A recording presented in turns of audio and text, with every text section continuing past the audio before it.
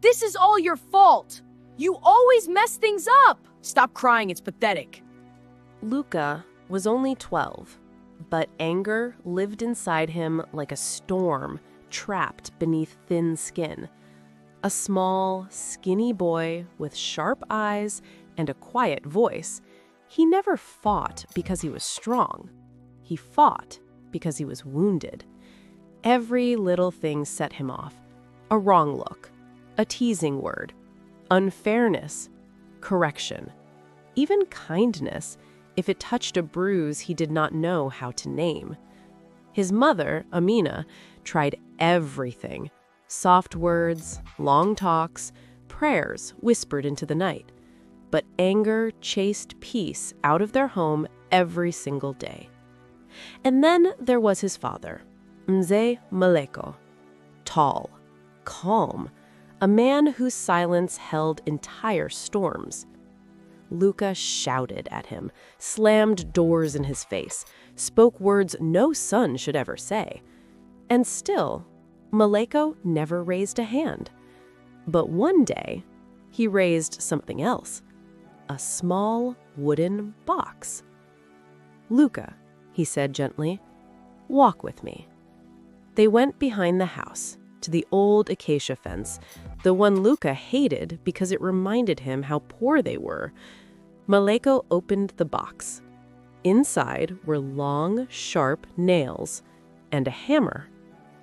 "Every time anger controls you," he said, placing the tools in Luka's hands, "you will come here and drive one nail into this fence." Luka laughed bitterly. "That's stupid." His father's voice did not change. "No, what you are doing to our hearts is worse." The first day, Luka hammered 37 nails. 37! He was sweating, panting, angry at the fence, angry at the world, angry at himself. And every day after that, more nails. After fights at school, after shouting at his mother, after slamming his bedroom door. The fence began to groan beneath the wounds. Even Luka could hear it. Days became weeks, and something strange happened. Luka got tired, not of hammering, but of being angry. His wrists hurt, his shoulders throbbed, his chest felt tight from emotions he had carried for years. One morning, his father found him sitting by the fence, not with nails, but with tears. "I'm tired of this, Baba," Luka whispered. Maleko placed a steady hand on his son's shoulder. "That means the work has begun," he said softly. "Today, you will start removing the nails, one for every good choice you make." And so he did. Weeks later, every nail was gone.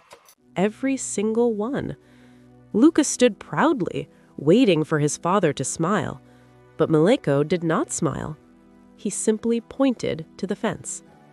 The once smooth board was now covered in holes, ugly, deep, permanent.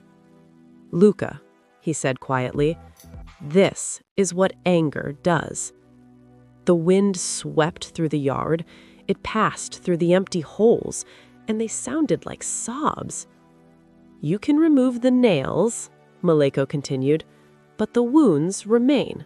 The scars stay." Luka's chest tightened. He saw his mother's hurt eyes.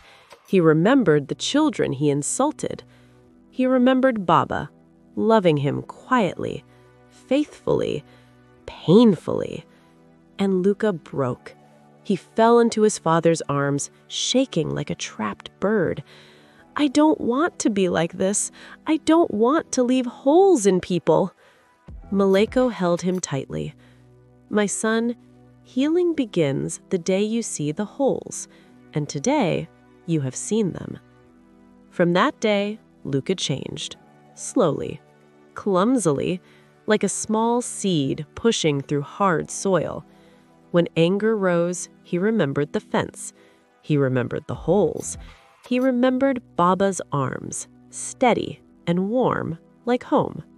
He apologized. He listened. He breathed before speaking. Years later, Luka became a counselor for young boys, battling anger and broken homes. People would ask him why he cared so deeply.